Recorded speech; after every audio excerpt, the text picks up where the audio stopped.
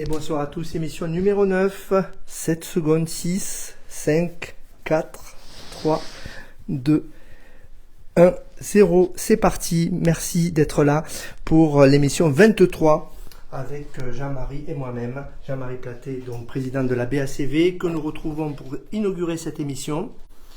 Voilà. Pour le mot d'introduction, avec Marc Leron aujourd'hui, vice-président de la CPME de l'Hérault.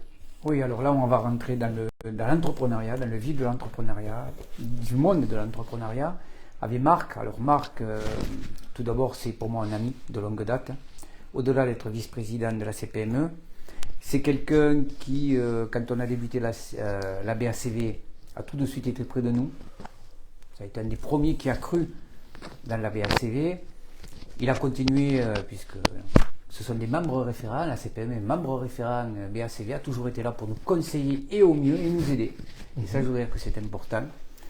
Et puis surtout, sur le projet Helios, et bien sur la SIC, la CPME nous a suivis encore une fois sur la SIC et quoi au projet d'Helios. Donc je veux dire, ça a été vraiment un soutien très important, parce que quand on a un syndicat de la qualité de la CPME avec soi, eh bien, on est bien parti, quoi. Ça a été vraiment dès le départ, ils nous ont jamais lâchés, ils ont tout le temps cru au projet, et au début, tu le sais très bien, il y avait peu de monde qui nous suivait. C'est vrai. Mais la CPME a toujours été là, ainsi que Marc d'ailleurs, qui a toujours été près de nous, et qui continue à l'être. Donc ce soir, c'est au-delà du fait qu'on va parler vraiment entreprise, hein, et on va parler du Biterrois, et de sa région, du national, mais aussi du Biterrois, avec quelqu'un qui a une connaissance du territoire importante au niveau des petites et moyennes entreprises, donc ce qui est le tissu économique le plus important sur le Biterrois, hein, oui. parce qu'on a effectivement quelques grands groupes qui sont gérés, en particulier avec le MEDEF, qui est plutôt de ce côté-là. On a la CPME qui est le plus près au terrain, qui est là pour nous conseiller. Et c'est vrai que c'est ce double plaisir d'avoir bien un ami et en même temps d'avoir ce soir la CPME parmi nous. Voilà, je pense que ça va être une soirée plus qu'intéressante. Merci en tout cas et merci Marc d'être parmi nous. Et on va débuter, tu vas donner le micro à Marc justement, qu'on va retrouver tout de suite. On va éclairer, on fait tout en direct comme d'habitude. Marc, bonsoir. Alors, voilà. Bonsoir. Comment ça va bien? Vu qu'on m'avait posé la question, plutôt bien. Parce que j'ai le choix de la réponse. Tout à fait. Alors la CPME, c'est les petites et moyennes entreprises. Donc comment on peut présenter la CPME? C'est pas le MEDEF. Alors c'est pas le MEDEF et c'est pas l'U2P. Alors, on va faire un peu de pédagogie. Oui. En France, il y a 3 organisations syndicales patronales représentatives qui sont le MEDEF pour les très grandes entreprises, la CPME pour les PME et les PMI, donc grosso modo de 1 personne à 500 personnes, même si on a un peu plus gros et que le MEDEF, évidemment, a beaucoup de PME aussi. Et l'U2P, qui, elle, est spécialisée dans tout ce qui est artisan. D'accord. Voilà. Ces organisations patronales, assez simplement, celles qui désignent l'ensemble des représentants dans les institutions aussi importantes que l'URSSAF, la CARSAT, Oui. le TC, les prud'hommes. Donc il y a plus d'une centaine de représentations. Et ce sont que des chefs d'entreprise qui siègent de manière totalement bénévole. Comme vous? Comme moi, de manière totalement bénévole. Donc on dote de notre temps et de notre argent, du coup, pour l'ensemble des entrepreneurs. Parce que nous, quelle est notre spécificité? Le but d'un syndicat patronal, en tout cas c'est comme ça que moi je le vis, c'est tout simplement rompre l'isolement du chef d'entreprise. Le chef d'entreprise, quand vous avez 200, 300, 400, 500 personnes, vous avez le chiffre d'affaires et la marge pour embaucher des personnes compétentes dans tous les postes. Avoir un directeur financier, un directeur juridique, un directeur ou une directrice RH, une directrice de la communication, homme ou femme, peu importe, mais avoir des personnages compétents à chaque poste. Et vous le savez bien, en tant que petit entrepreneur, seul ou même 2, 3, 4, 5, on n'a pas les moyens. Par contre, on a les mêmes obligations légales.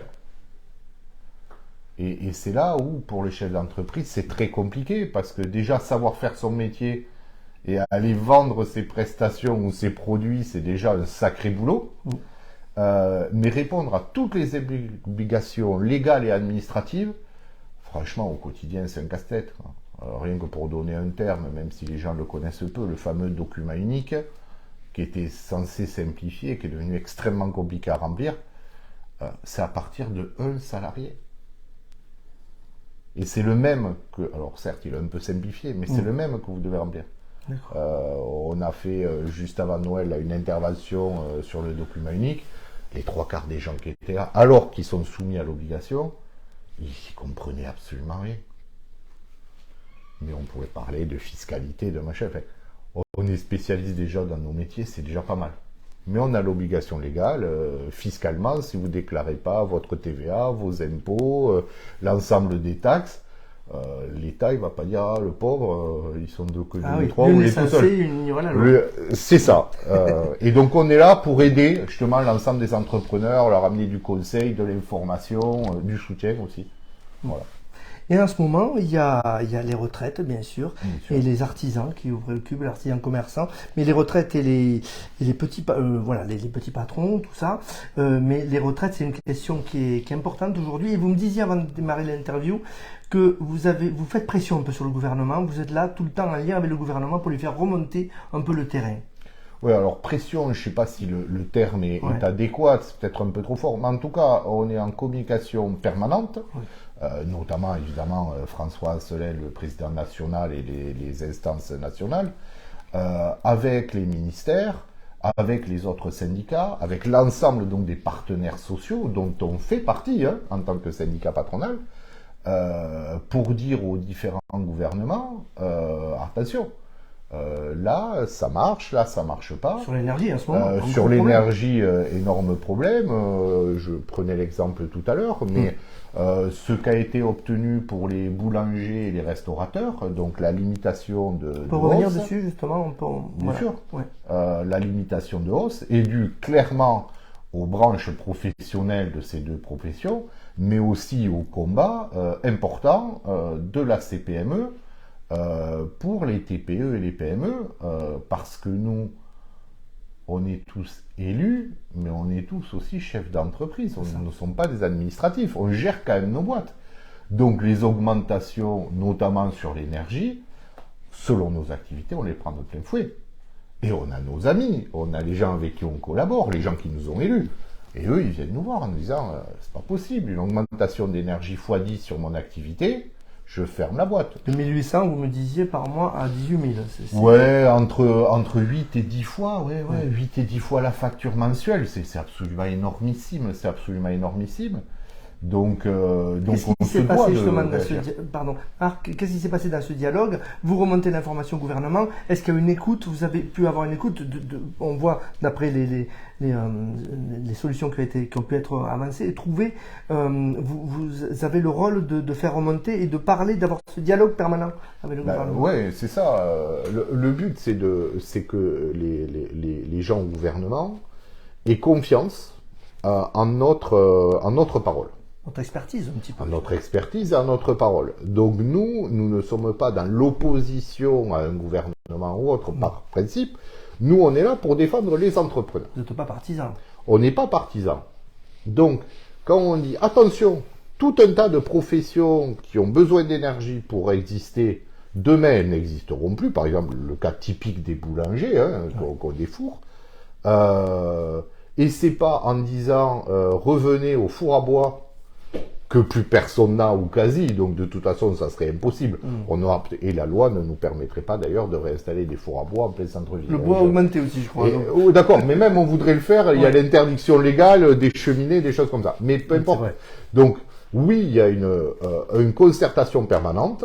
Après, c'est pas, ça peut être, on pourrait dire un combat, mais c'est surtout une discussion. Elle peut être âpre, même si en disant, attention, il faut vraiment faire quelque chose. Là, il y avait urgence. Il y avait plus qu'urgence. Il y a toujours urgence parce que on a réussi à faire accepter au gouvernement des plafonds d'augmentation, notamment autour de, je crois, 340 € le kilowattheure, il me semble. Ouais. Je peux dire une bêtise, là, je me rappelle plus vraiment.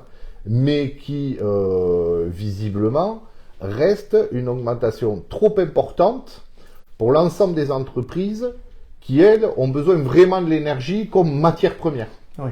C'est-à-dire que moi, dans mon bureau, cette augmentation-là, elle m'embête parce que j'ai pas envie de payer plus. Mais c'est des ordinateurs, des lumières et du chauffage. Donc l'un dans l'autre, je peux arriver à les assumer. Ouais. Si mon outil de production, c'est d'abord du gaz et l'électricité, ou le restaurateur, ou l'industrie lourde, je prends qu'un exemple, c'est William Sorel au Piquet, qui juste avant Noël a annoncé qu'il fermait plus de 70%, entre 70 et je crois 80% de leur capacité de production, parce que eux, bon, grosse entreprise, ils ont les moyens de faire les calculs, ils ont calculé qu'entre l'augmentation de l'énergie, du coût de l'énergie, l'augmentation tarifaire qu'ils pouvaient appliquer, et donc sur la détermination du prix, il y a donc le fameux prix psychologique, combien les clients étaient prêts à mettre, ben en gros, ils ont déterminé qu'ils ne seraient en capacité réelle de vendre que 20 ou 25% de production. Non, ils produisent moins, du coup. Donc, du coup, ils ont carrément fermé des usines. Oh là là. Voilà. Et alors, je ne sais pas s'ils l'ont fait effectivement, il avait annoncé, il n'y a aucune raison qu'il ne l'ait pas fait. Mais ça, c'est parce qu'on est une grosse boîte, grosse structure, qui a des gens compétents, qui sont capables de faire des calculs, des prospectives et des choses comme ça. Le boulanger du coin, qu'est-ce que vous voulez qu'il demande? Si je vous vends la baguette 5 €, est-ce que vous me l'achetez? Il n'a pas les reins solides. Il n'a pas les reins solides et le client va dire, ben non, moi je la paye 1 €, je ne veux pas la payer 5. Et c'est assez logique. Donc dans la réalité, il n'y a pas d'étude vraiment satisfaisante qui ferait dire le prix d'achat de la baguette serait, par exemple, jusqu'à 3 €, on perdrait que 20% des gens. Voilà. C'est ce type d'études, et ça, on ne les a pas. Voilà. Et pour l'instant, l'État, vous trouvez qu'il réagit comment? Quelle est votre analyse à vous? Alors, moi, je trouve que l'État, franchement, il réagit plutôt pas mal. Évidemment, jamais assez vite par rapport à nos problématiques, parce qu'il ne faut pas l'oublier. Nous, les factures, elles tombent en permanence. Il y en a qui ont dit qu'ils n'étaient pas concernés, qu'ils étaient au-dessus, qu'ils avaient trop d'effectifs, et que du coup, ils ne pouvaient pas bénéficier de cette aide. C'est ça. C'est-à-dire que les premières choses qu'on a réussi à avoir, c'est pour la TPE et toute petite PME. Oui. D'accord. À partir de mais il y avait des seuils de chiffre d'affaires, de personnel, de choses comme ça. On est en train d'essayer de casser ces verrous. Après, la négociation, c'est toujours pareil. Vous avez des desiderata d'un côté, des desiderata de l'autre, et c'est une espèce de côte mal taillée, de compromis que vous trouvez au milieu. Donc, la difficulté, c'est que le temps entrepreneurial, qui est un temps rapide, voire extrêmement rapide, n'est pas le temps administratif. Oui. Sauf que, il faut quand même y réfléchir, faire des calculs. Ça peut aller vite avec l'augmentation de l'énergie. Ça peut aller vite que les boîtes peuvent fermer. Mais par exemple, mais par exemple la limitation de l'augmentation, le gouvernement là est sur nos recommandations, mais est allé l'arracher aux grands vendeurs Total, Elf et EDF. Parce que c'est eux qui ont accepté de limiter la hausse. Ils étaient en droit de ne pas l'accepter. Donc le gouvernement, là, a fait son taf. Alors sûrement pas assez. Et qui va payer, là, du coup? C'est l'État? C'est toute la difficulté. Dans l'urgence, on est prêt à lâcher beaucoup de choses. L'État. Mais l'État, c'est nous qui payons. Donc l'État, c'est nous. Quoi qu'il en coûte. Voilà, le fameux quoi qu'il en coûte, qui a coûté extrêmement cher, mais j'en suis d'accord, mais on oublie une chose, c'est qu'il y a énormément de gens qui ont gardé leur boulot, qui ont gardé leur appart, qui ont réussi à manger à la fin du mois, parce qu'il y avait le quoi qu'il en coûte. Et là, ce sera pareil. Ça peut sauver des vies. Ça va sauver des entreprises et donc des vies. Parce que dans la petite entreprise, dans la TPE, c'est des vies. Il y a le patron, mais il y a les salariés. Et les salariés, ils vivent aussi avec la boîte. Les problèmes sociaux dans la PME, il y en a, mais il y en a relativement peu. Pourquoi? Parce que vos collaborateurs, vous les connaissez.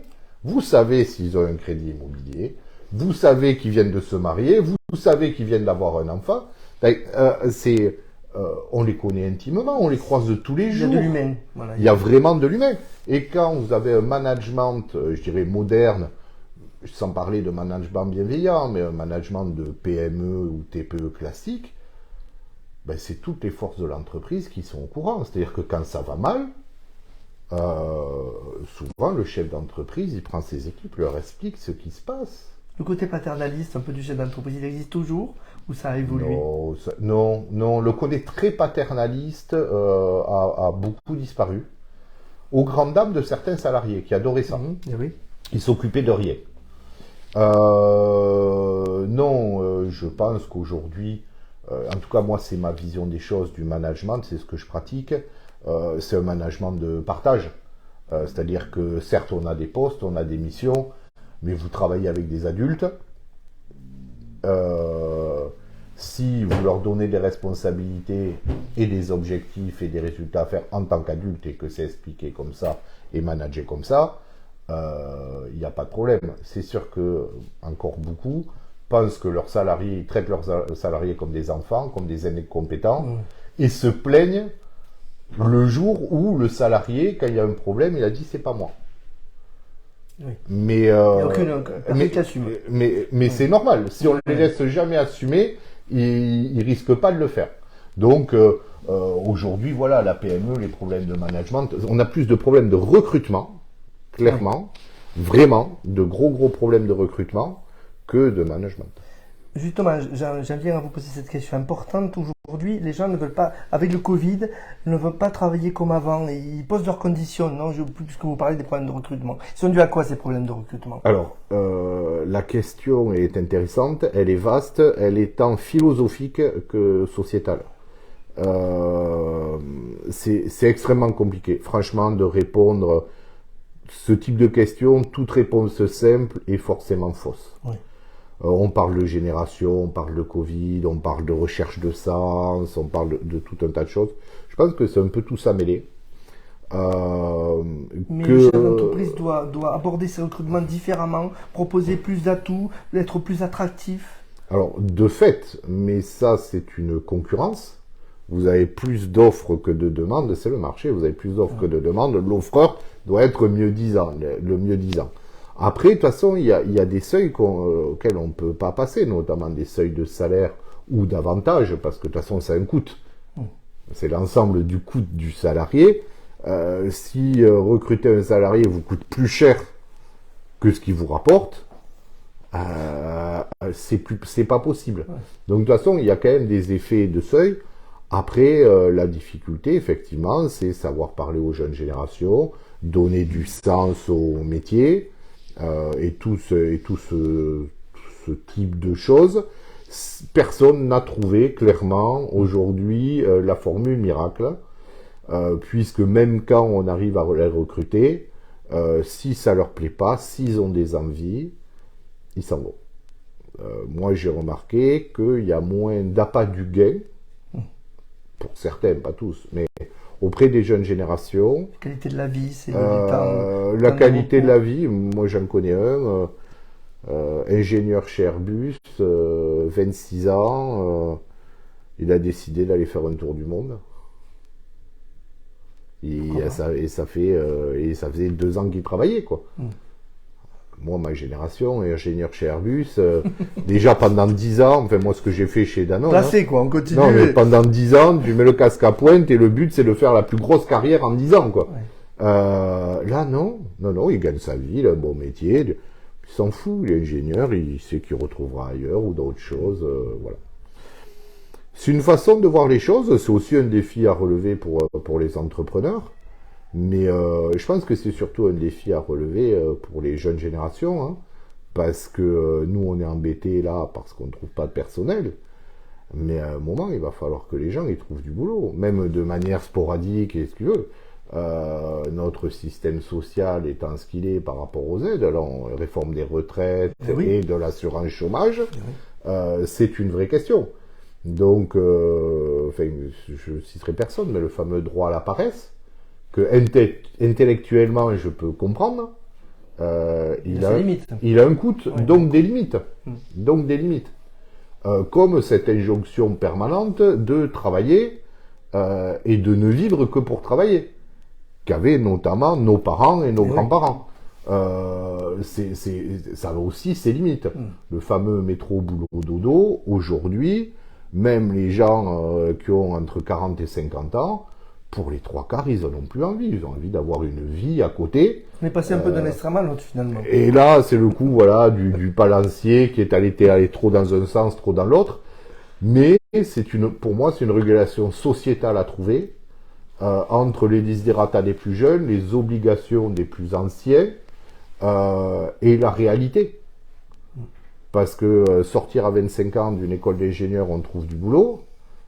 Si 10 ans plus tard, vous avez fait 5 boîtes dans lesquelles vous êtes resté 1 an et demi, à 35 ans, sur le marché du travail, votre diplôme, il vaut plus la même chose. Hein. Oui, on le voit, on regarde ça sur le CV. Et oui, mais ça, les plus jeunes ne s'en rendent pas compte aujourd'hui. Donc, franchement, c'est extrêmement intéressant, mais extrêmement complexe. J'aurais pas la prétention voilà, de répondre en disant je sais. C'est déjà une réponse de dire que c'est complexe. C'est déjà très compliqué. Déjà une bonne réponse. C'est très compliqué. Marc Laurent, au niveau du Biterrois, comment on peut parler des entreprises? Quelle vision vous avez? Vous-même, vous avez une entreprise de stratégie et de marketing, c'est ça? Combien de salariés vous avez? Alors moi, j'en ai plus aujourd'hui. J'ai fait le choix il y a quelques années de ne plus avoir de salariés et de travailler en mode projet. Donc, c'est-à-dire que je travaille avec d'autres indépendants en général ou sociétés, spécifiquement sur les projets. Donc, je vais pouvoir travailler avec des vidéastes, je vais pouvoir des photographes. Selon les projets, je vais aller chercher des directeurs artistiques spécialisés, par exemple dans la 3D, ou voilà. Et je travaille en mode équipe en fonction de ce dont on a besoin, et notamment évidemment sur tout ce qui est Internet. Par exemple, tout ce qui est Google Business, Google Ads, je travaille avec des spécialistes qui ne font que ça. Voilà, qui sont spécialisés dans les campagnes Google Ads. Voilà. Et je travaille comme ça parce que le métier a changé. Avoir des agences comme j'avais à l'époque, avec 5, 6, 10 personnes, c'est devenu très compliqué parce que tout le monde est hyper spécialisé. Et il faut fournir du boulot pour tout le monde en même temps, sur des spécialités très diverses. C'est devenu, moi j'ai jugé qu'économiquement c'était pas gérable pour moi.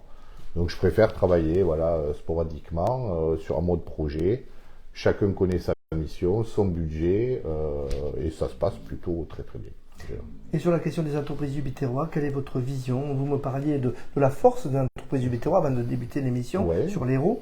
C'est une force importante? Alors c'est une force importante, je vous rappelle quelques chiffres quand même, mais que 98% des entreprises de l'Hérault sont des PME ou des TPE. C'est énorme. Et que dans ces 98%, il y en a 95% qui sont en dessous de 6 salariés. Donc qui sont entre la TPE et la PME, c'est-à-dire même des sociétés de 10 personnes, réfléchissez, il n'y en a pas tant que ça, que vous connaissez. Donc c'est un tissu économique qui a les avantages de ses inconvénients. C'est-à-dire qu'il est hyper agile, parce que petite structure, qui regarde de loin, qui savent s'adapter, qui change de métier et de façon de faire. Mais aussi une grande fragilité parce que ce sont des entreprises quasi incessibles et on sait que la transmission et la cession des entreprises c'est un enjeu d'aujourd'hui et de demain, puisque en moyenne les chefs d'entreprise ont plus de, je crois, 58 ans. Ah oui, en moyenne. En moyenne. Ah oui, c'est le... Et oui, l'artisanat, et selon les entreprises, elles n'ont de valeur que du savoir-faire et du carnet d'adresse de leurs propriétaires. C'est ça. Donc c'est pas Tout repose vendable. sur, Ouais, voilà, c'est pas vendable. Alors moi, je fais partie depuis des années des gens qui disent les anciens savaient comment faire. Pourquoi? Parce que avoir un mec à 200, 300, 400, 500 000 euros, qui a 35 ans pour vous racheter l'entreprise, moi je ne connais pas beaucoup. Qui a 35 ans, 500 ou 600 000 euros de vente. Et avant, ils embauchaient quelqu'un, ils le formaient, ils l'accompagnaient pendant 1, 2, 3, 4, 5, 10 ans. Et lui cédaient l'entreprise. Ça n'existe plus. De moins en moins. De moins en moins. Aujourd'hui, les gens disent je veux partir à la retraite. Dans 6 mois, je suis plus là. Ah oui, ils s'y prennent. Et du coup, ils ne trouvent pas d'acheteurs, parce que déjà, il faut le temps de trouver des acheteurs.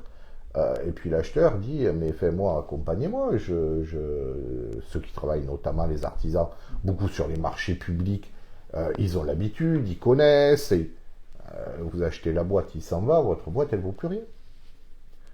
Donc voilà, donc repartir sur prévoir, sur le long terme. À l'époque, on cédait à ses enfants ou à d'autres, mais voilà, ces petites entreprises-là, il y a énormément, pour pas dire la majorité, vont être à vendre dans les 7-8 ans qui arrivent. Il va y avoir pas grand monde pour les racheter, soit parce qu'ils n'ont pas l'argent, soit parce que le carnet d'adresse du dirigeant fait que le jour où il s'en va, ça s'arrête. Donc s'ils veulent se lancer, ils vont se dire, on va se lancer tout seul. Au moins le carnet d'adresse, ça sera bien. On a un chiffre à peu près de nombre, dans l'Hérault, de nombre de PME que vous regroupez, la CPME, de nombre d'entreprises. Ah, la CPME, aujourd'hui, sur l'Hérault, on doit être autour des 600. Ah oui. Ce qui est beaucoup, et qui est très peu à la fois. Puisque je sais plus, je crois que c'est 18 000 entreprises. Oui, c'est ça. 18 000 entreprises, donc on est 600. L'ensemble, je dirais, UPA et consorts, si on doit faire 1000 à nous trois. Mais ça, c'est un des problèmes, je dirais, français, de la représentation syndicale, patronale ou salariale. Puisque nous, il n'y a aucune obligation d'être syndiqué. Ouais. Le chef d'entreprise n'a aucune obligation de payer pour être syndiqué. Après, souvent, il y voit son intérêt justement par rapport au conseil et à l'accompagnement. Mais voilà, donc le tissu économique, on a quelques très très belles boîtes, comme Gazéchim, comme évidemment les cliniques privées, Nicolas Daudet. Et ce sont des entreprises et des boîtes différentes. Moi j'ai la question justement vous les réunissez, et la question de la solidarité là-dedans, comment elle peut jouer. La solidarité, nous on la voit au quotidien. C'est-à-dire que quand on organise 2 fois par mois, en gros, des réunions d'information sur des sujets divers et variés, économiques évidemment, mais pas que, beaucoup de nos membres viennent et vous pouvez croiser, vous auto-entrepreneurs, des gens comme justement le directeur de la clinique Saint-Privat, Angelotti, il y a du réseau et vous le croisez dans un cadre professionnel et convivial dans lequel vous pouvez lui parler.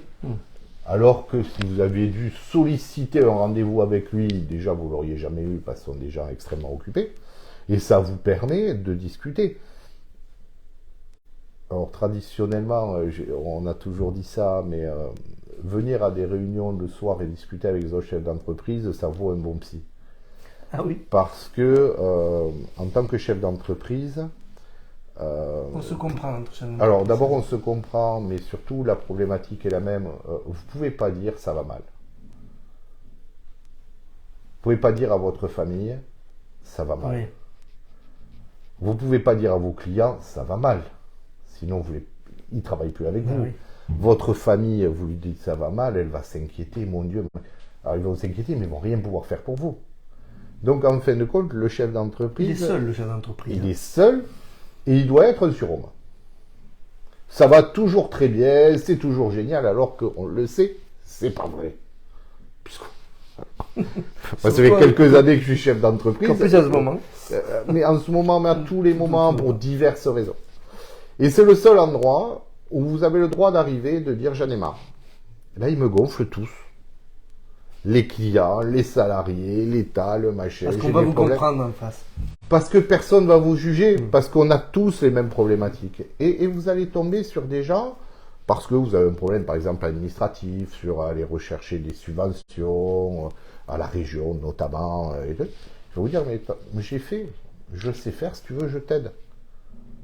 Juste parce que vous êtes, je dirais, au même syndicat, et c'est ça, cette espèce de fraternité est un grand mot, mais d'entraide, tout simplement parce que vous venez chercher dans un syndicat patronal des choses, mais vous en amenez aussi. Oui. Et ça fonctionne sur l'échange. C'est pas parce que les entreprises ont des domaines différents que les réalités de chaque entreprise ne sont pas les mêmes ou se retrouvent. Oui, il y a énormément de différences par rapport au métier, mais il y a tout un tas de problématiques, et notamment ce que j'évoquais au début, tout ce qui est gestion du quotidien. Cela, c'est la même pour tous. Hein. Les droits du travail, c'est le même pour tous. La fiscalité, c'est la même pour tous. Les problèmes d'investissement, de trouver des nouveaux locaux, des locaux plus grands, c'est les mêmes pour tous. Et lorsque vous devez aller discuter, alors là, pour parler de Béziers purement, mais avec Viaterra, l'ancienne Sebli, qui est un organisme privé, enfin semi-privé, public. Jean-Marie Aquies. Où sont des gens plutôt compétents, oui. mais qui ont une vision d'un temps long et d'un temps administratif. Vous, quand vous devez changer de locaux, c'est pas dans 3 ans. C'est ça. Dans 3 ans, vous savez que là, vous avez les moyens de changer de locaux, qu'il faut changer pour pouvoir grossir. Dans 3 ans, qu'est-ce qui va se passer? On espère que ça se passera bien, mais on n'en sait rien. Mais on sait que si on reste là, il ne va rien se passer. Donc on ne peut pas perdre 2 ans. Donc là, par exemple, pour aller discuter avec le directeur de la CEBLI, vous pouvez y aller seul, il n'y a aucun problème, ils vous recevront. Allez-y, accompagné d'un représentant de la CPME, on aura préparé le dossier avant, on connaît leurs contraintes, on sait comment leur parler, on n'a pas un coup de baguette magique, vous voyez, c'est juste que comme on facilite les choses parce qu'on les connaît, et le fait de vous accompagner, ça amène aussi de la crédibilité, du sérieux, c'est-à-dire que c'est pas une hurluberlu. Déjà, parce que moi vous me demandez de vous accompagner, je dis il n'y a aucun problème, montre-moi ton projet, quels sont tes financements, et s'il n'y a pas les items, je vais te dire, écoute, ton projet il est intéressant, mais tant que tu n'as pas ça, ça et ça sert à rien. Voilà. Du coup, alors la problématique d'Helios était un peu différente puisque c'était une 6 minutes à peu près, après on passera à la pause musicale, mais oui, Helios recoupe un peu tout ce qu'on dit. Hein. Avec Helios, heureusement qu'on a eu l'aide de la CPME et surtout la vision qu'avait de l'entreprise la CPME sur une particularité qui est une SIC, donc qui est... inconnue au bataillon à la base, hein, en tout cas pour moi, une SIC, hein, puisque c'est de l'économie sociale et solidaire. L'économie sociale et solidaire fait partie de l'économie, mais même si sporadiquement on est proche, c'est un peu différent. C'est-à-dire que elle n'est pas au niveau des organisations patronales. C'était novateur. C'était novateur, oui. Mais voilà, mais là c'est le projet Helios, c'est un projet novateur sur des locaux qui n'existent pas, sur des activités qui n'existent pas. Il a fallu que Jean-Marie crée tout de A à Z, les idées. Alors certes, il a échangé avec d'autres, mais quand même, ça part de lui. Une fois qu'il y a ça, il faut aller présenter les projets, avoir les satisfaits sites en disant « Ah oui, c'est intéressant, c'est intéressant ». Et avec des prix, notamment la Banque Populaire, voilà. Mais qui sont des prix, je dirais, sont quand même des médailles en chocolat, c'est-à-dire qu'ils filent 1 000 euros. Ouais. Quand vous avez un projet qui vaut 1 million et 1,5 million d'euros, le mec vous file 1 000 euros, vous dites merci. Ouais. Mais c'est pas ça qui fait que votre projet, vous pouvez le faire. Qui contribue pas à une certaine crédibilité de dire si. tel projet vaut le coup. Si. C'est pour une ça sorte de médaille, oui, quand même. C'est pour ça qu'il faut le faire. Parce que c'est une crédibilité, je dirais, intellectuelle. Ouais. Mais toute la difficulté qui est en train de régler Jean-Marie, c'est avoir des vrais fonds privés pour lancer le projet.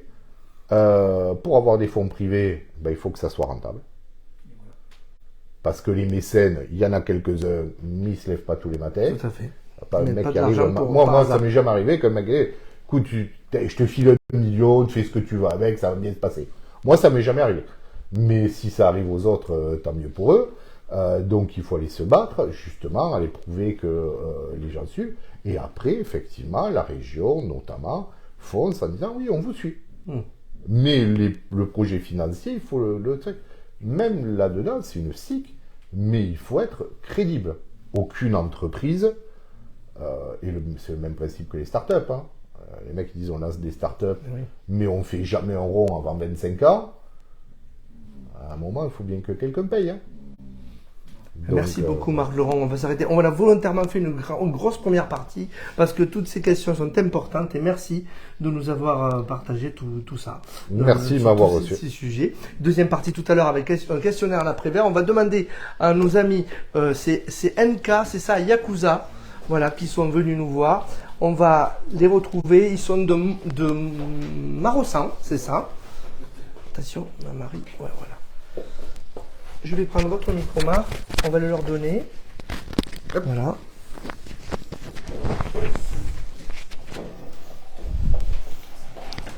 Voilà, tu l'attaches comme ça. Tu vois, tu as une pince. Voilà. Hop. Tu le mets comme ça. C'est bien. Voilà, tout est en direct, les amis. Je vais me déplacer la caméra. Attention, venir. Hop. Voilà.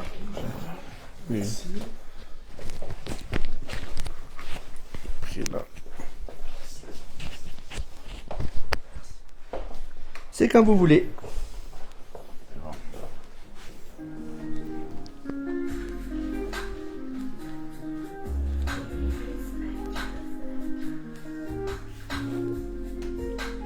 Hey. Je prends mon bendo, j'arrive dans la cité. Un Kayakuza, toujours des nouveaux flots. Le daron est choqué, je fais la drill mélo. Il est temps de m'écouter, mais à fond sur les radios.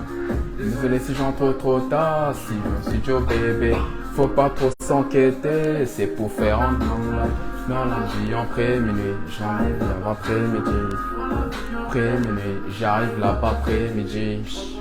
La nuit, elle s'enquête trop pour nous. Je mène la vie d'artiste, donc t'inquiète pas pour nous.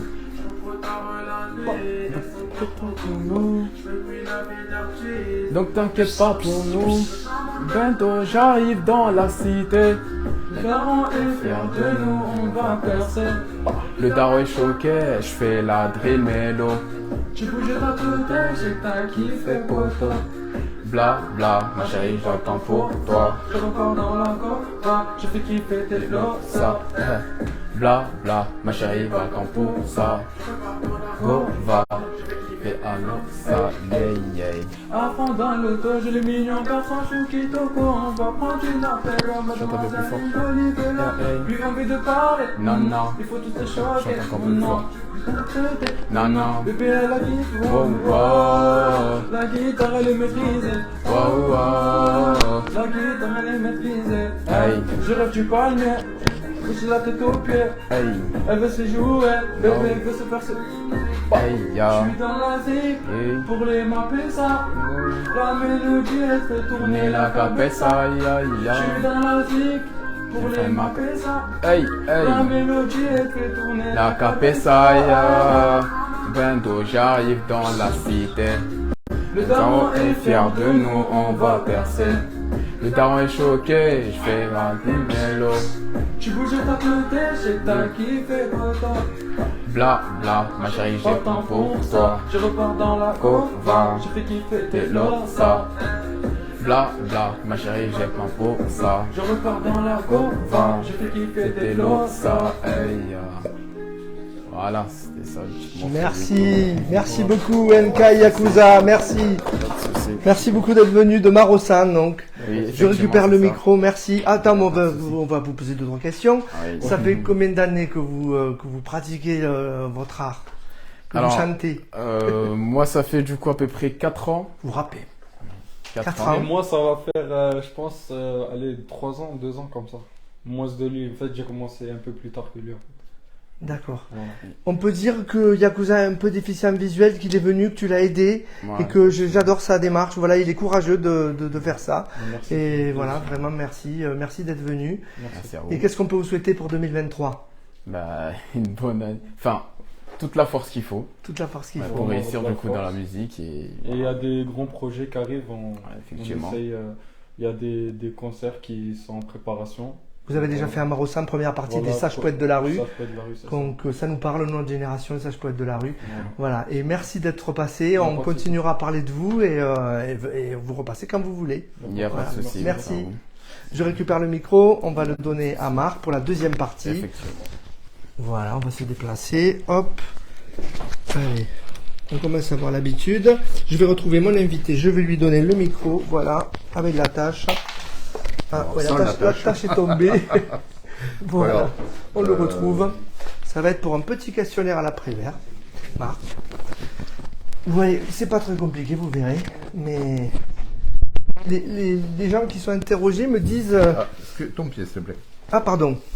Me disent que des fois les questions sont pas évidentes, mais je sais pas, Jean-Marie, qu'est-ce que tu en penses? Je pense que avec Marc, Il y a de la ressource. oui, alors, Je vais essayer de ne pas répondre n'importe quoi, déjà. Mais personne ne répond. Ah Il y a non, la non, ressource. pour répondre n'importe quoi, je suis assez fort. Hein. Je suis assez fort, mais comme c'est filmé, on va éviter. Et c'est en direct, on peut pas monter. C'est ça, on peut pas monter.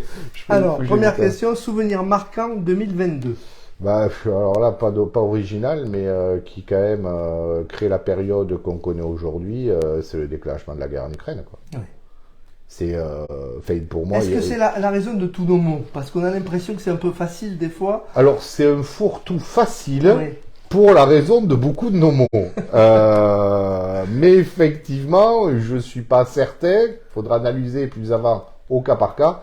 Non, je crois pas. Mais c'est quand même le début des problèmes de fournisseurs énergétiques. Ça a déséquilibré beaucoup de choses. Ça a déséquilibré beaucoup de choses. Ça a créé des incertitudes sur les marchés. Ça fait, c'est quand même un déclencheur de beaucoup de choses, un catalyseur d'autres. Et effectivement, des fois,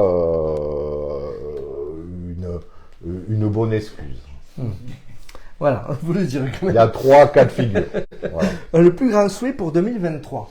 Ça peut être de tous ordres. Alors, mon plus grand souhait, ça serait que économiquement, ça se stabilise, que on réussisse à maintenir la valeur de l'euro, c'est-à-dire que l'on réussisse à diminuer l'inflation, hein, puisque je le rappelle, l'inflation n'est pas l'augmentation des prix souvent, mais une diminution de la valeur de l'argent. Oui. Ouais, c'est important de Dont le les dire. prix augmentent, du coup. Dont les prix augmentent et voilà, oui, mais voilà, Oui, oui, oui. c'est le Oui, c'est fameux vrai qu'on associe souvent les deux. À il tort. faut faire, voilà, il Ouais. faut faire attention. Donc mon souhait sera là, mais je sais que cette année va être très compliquée, et notamment ce premier trimestre. On a discuté, hein, un problème énergétique, vraisemblablement des problèmes sociaux par rapport aux divers mouvements sur les retraites et ce genre de choses. Et je comprends, moi, que les gens aient envie de se défendre.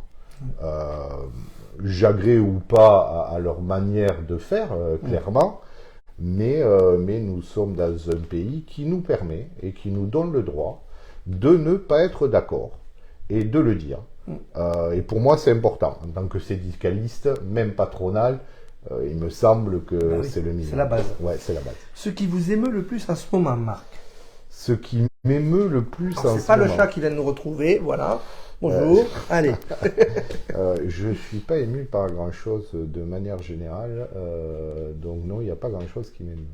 Vous avez fait la carapace ou non? Je crois qu'avec les... Alors Ouais. c'est un peu mon caractère, mais je pense aussi avec les années, ouais, un peu une carapace. Mais diriger, c'est prévoir. Diriger... Merci le chat. Diriger, c'est prévoir. Et effectivement, les coups durs, c'est pas le premier qu'on encaisse, c'est pas le dernier qu'on encaissera. Donc qui m'émeut, non. Qui m'ennuie, oui. Il y a du courage beaucoup. Ben, il ne se gêne pas, le chat. Non, il il se régale. Il se régale. y a du courage chez tous ces entrepreneurs quand même. Il faut en avoir. Hein. Alors, il faut être courageux, il faut être même un peu dingue. Oui. Je pense que si vraiment ils avaient réfléchi, Si on leur avait expliqué, ils ouais, seraient pas allés. si le fameux si j'avais su, je serais pas venu. Mais mais c'est aussi l'espérance d'avoir une vie meilleure, d'être son propre D'être libre. patron, d'être libre. Même si on oublie qu'on n'a plus de patron, mais on a des clients et que les clients, souvent, ils sont plus chiants qu'un patron. Mais ouais, puis c'est cette volonté, moi je trouve que c'est bien, cette volonté d'émancipation professionnelle. Après, voilà, il faut pas faire n'importe quoi. Il y a des professions où ils s'en créent 50 par jour en indépendant. Bon, moi, il n'y aura pas du job pour tout le monde. Oui. Ce qui vous énerve le plus en ce moment, Marc? Alors, ce qui m'énerve le plus en ce moment, alors ça va être assez clairement nos politiciens de tous bords Oui. qui se régalent à critiquer ce que font les autres sans aucune proposition et sans jamais vouloir se mettre autour de la table pour réellement discuter, mais discuter dans le but de trouver des solutions. Concrètement, oui. Ils sont plus dans le jeu politique. Ils sont dans le jeu Politicien, politique. politicien. Je dis blanc, tu dis noir, je dis blanc. C'est encore et, ça existe. Et alors, ça existe depuis très longtemps Oui. et même depuis toujours. Mais là, avec les difficultés qu'on rencontre, je trouve que ça en devient totalement ridicule et vraiment extrêmement nuisible pour l'ensemble des entreprises et des salariés. C'est une perte de temps. C'est une perte de temps, c'est une perte d'énergie. Je parlais du temps administratif et du temps économique. Ça ne fait que rajouter des interrogations et des atermoiements à des problèmes complexes. Alors, plus maintenant culturel, chanteur ou artiste préféré? Chanteur ou artiste préféré, alors j'en ai pas, je suis pas fan. Non, je fais partie des gens qui n'ont jamais été fans de personne. J'aime. Vous allez au concert des fois? Je vais à des concerts, je vais à des pièces de théâtre, je vais voir des films. Il y a des gens que j'aime beaucoup, des gens que j'aime lire. Mais fan, non. J'avoue que dans ma vie, il y a des gens qui m'ont parlé plus que d'autres. L'existentialisme de Sartre. Même si politiquement, évidemment, mes idées sont assez loin des siennes, mais une vraie ouverture, un vrai questionnement sur pourquoi, comment, qui suis-je et comment dois-je appréhender le monde. Alors, j'en ai évidemment pas tiré les mêmes conclusions que lui, hein, mais les questions se posent. En tout cas, les questions se posent. Donc Sartre, Simone de Beauvoir, pourtant c'est pas ma génération, mais ça fait partie des gens importants pour moi. Après, dans les chanteurs, moi je suis un vieux maintenant, donc c'est vrai que moi je suis de l'époque des Pixies, Lou Reed, les B-52s. Ça vous parle à venir? Non, du tout. Voilà, donc après dans la nouvelle génération, les trucs que j'aime bien, mais pas fan. Ouais, pas fort. Mais de toute façon, voilà, jamais été fan de quelqu'un. Film préféré? Un film qui reste? Film préféré, le Blade Runner. Blade Runner, oui. Et ce qui vous surprend le plus comme qualité chez quelqu'un? Quand vous la rencontrez, vous dites ah! L'altruisme. L'altruisme. Le plus marquant comme souvenir dans votre vie? Le plus marquant comme souvenir dans ma vie. Professionnel, personnel, si. Le jour où j'ai été obligé de fermer une société, pas parce que j'avais des problèmes de gestion, mais parce que justement l'administration faisait que c'était devenu trop lourd à porter pour une structure qui se portait que moyennement bien. Et même si c'était une décision personnelle, obligatoire et mûrement réfléchie, je l'ai vraiment vécu comme un échec professionnel. Un deuil un peu? Ouais, vraiment, avec vraiment les périodes de deuil. Et ça a été compliqué. Donc c'est pour ça qu'aujourd'hui, lorsque je discute avec des entrepreneurs qui vont pas bien, je leur tends la main parce que je sais que la détresse dans laquelle on peut être, même si moi, en vérité, rien n'était grave, pas de dette importante. En gros, il y a une injustice un petit peu que vous avez ressenti. Non, professionnellement, voilà, on ne crée pas une boîte pour la fermer. Ouais. Voilà, donc voilà, aujourd'hui j'ai plus d'empathie vis-à-vis des gens et des entrepreneurs. ce qui vous obsède, Marc, au quotidien. Quelque chose vraiment qui mais ce qui m'obsède, moi, au quotidien, c'est faire tourner ma boîte. Et comme tous les entrepreneurs, c'est faire tourner ma boîte. Quoi qu'il se passe, quoi qu'il arrive, quelles que soient les conditions. C'est vous qui êtes à la manœuvre, qui êtes le capitaine. Et il faut avancer. il faut avancer. Voilà. C'est l'obsession au quotidien, elle est là. C'est la bonne conclusion. Là, j'ai encore 2 questions, mais bonne conclusion par rapport à la BACV. Jean-Marie dit souvent, on avance. Et c'est comme un leitmotiv, et il faut. Une de vos qualités, Marc. Oula. C'est compliqué, c'est compliqué à dire sans aucune prétention. Simplement. Voilà. Je pense que. Vous parliez de l'empathie tout à l'heure. Alors, oui, c'est une des qualités. Mais je pense que c'est d'arriver à intervenir sur des problèmes complexes sans essayer de faire croire, sans faire d'une espèce de populisme intellectuel, que la réponse peut être simple. Tout sujet complexe, par définition, si la réponse est simple, voire simpliste, la réponse est fausse et de mauvaise foi. Si vous l'avez prouvé tout à l'heure quand je vous posais la question. Si c'était si simple, ça serait déjà fait.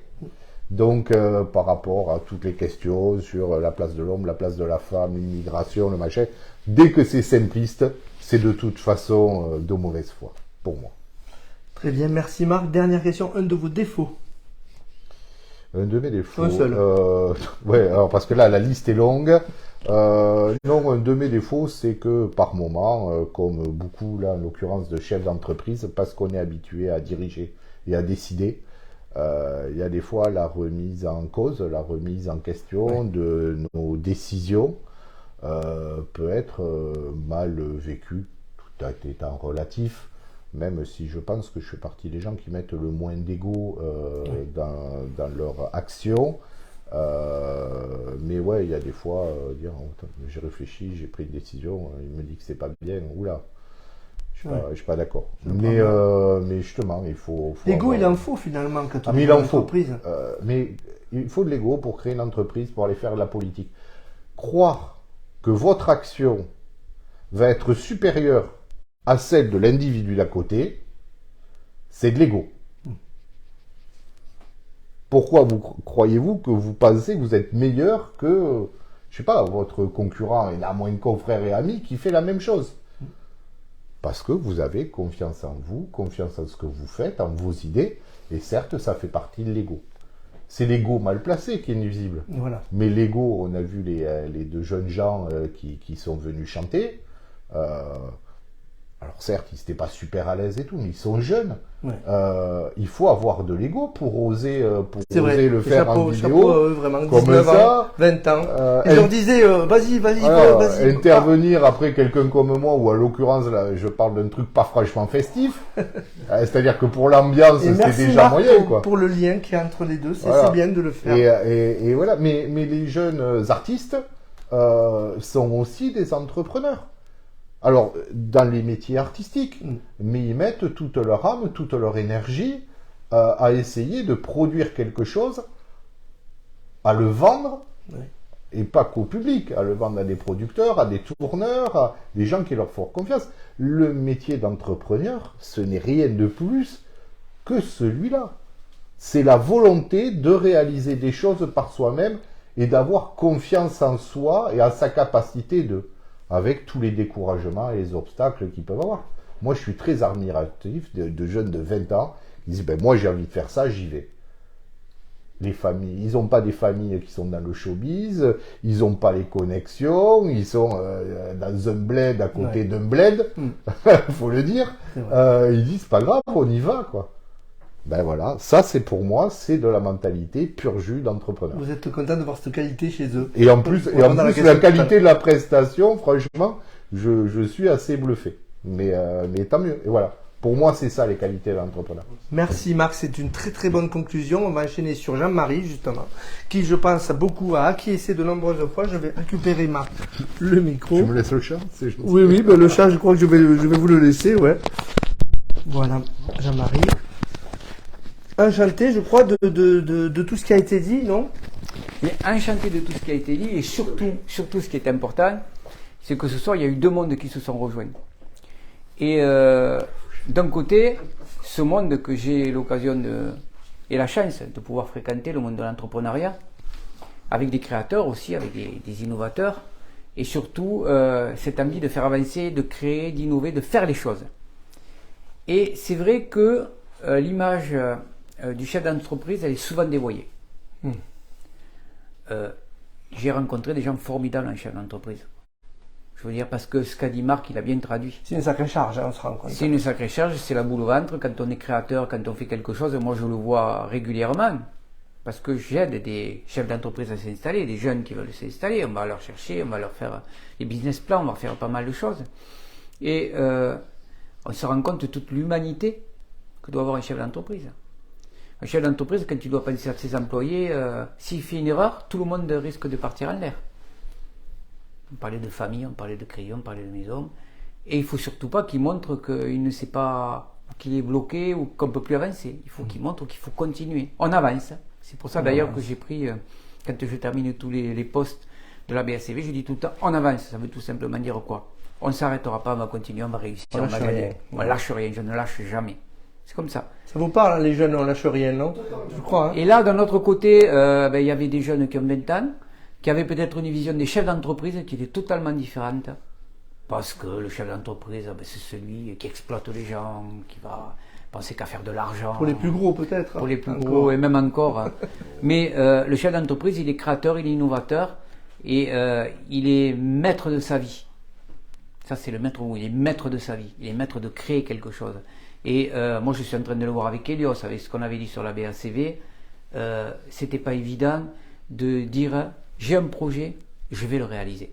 Bien, vous êtes dans ce cas-là, et merci à Marc surtout de nous avoir fait découvrir ce monde de l'entrepreneuriat et du syndicalisme patronal qui est peu connu. À taille humaine, hein, finalement. Mais c'est de l'humain. De l'humain. C'est même que de l'humain au niveau du syndicalisme. Voilà. Encore merci Marc d'être venu. Ça m'a fait un plus plaisir vraiment de te voir. C'est vrai qu'on se voit à chaque fois, c'est des moments de qualité. Tu as une question qui n'aurait pas été abordée, une question que tu voudrais poser à Marc? Non, je crois qu'il a été clair dans ses réponses, ouais, dans son discours. Je veux dire, il était serein. Comme d'habitude, je dirais. Il n'y a qu'un seul point où je serais peut-être pas tout d'accord. Il a oublié une qualité. C'est qu'il est extrêmement franc dans son langage. Quand il a quelque chose à dire, il le dit. Que ça passe ou que ça passe pas, mais il le dit. Et ça aide beaucoup. Parce que souvent, vous avez des gens qui vont vous aider. Ah oui, non, mais. Non, lui, il dit directement, ben là, ça va pas, voilà pourquoi. Il faut aller vers cette direction. Il argumente, et il est franc dans son discours. Il passera pas de la brosse à relire. Voilà. C'est suffisamment compliqué au quotidien, ça en plus. Compliqué. Essayer de faire des circonvolutions et de compliquer pour plaisir. Voilà. Mais il y en a qui le font. Il y en a beaucoup qui le font, malheureusement. Malheureusement. Voilà, donc super soirée. Encore merci à vous. NK et Yakuza, ils vont peut-être nous chanter quelque chose pour se dire au revoir. Marc, vous pouvez retrouver la scène peut-être. Moi j'ai gagné un chat. Voilà, une petite chanson qu'ils ont préparée si c'est possible. Hein, on ne vous force pas la main. Voilà, on va leur donner le micro toujours à NK, voilà, qui va récupérer le micro pour lui. On va laisser chanter. Allez, d'accord. Ah, donc du coup, je me présente, moi c'est NK, du coup enfin, on s'est pas présenté au début. C'est vrai, moi c'est NK. Moi c'est Yakuza. Yakuza. Je suis malvoyant. C'est ça. Donc là on a du coup une petite son qu'on avait fait pendant l'été. Et on voulait... Tout composé, c'est vous qui avez composé. Voilà, on compose Ouais, dans notre chambre, dans notre home studio. C'est comme ça qu'on crée nos musiques. Ben, bravo et merci, on vous écoute. Merci à vous.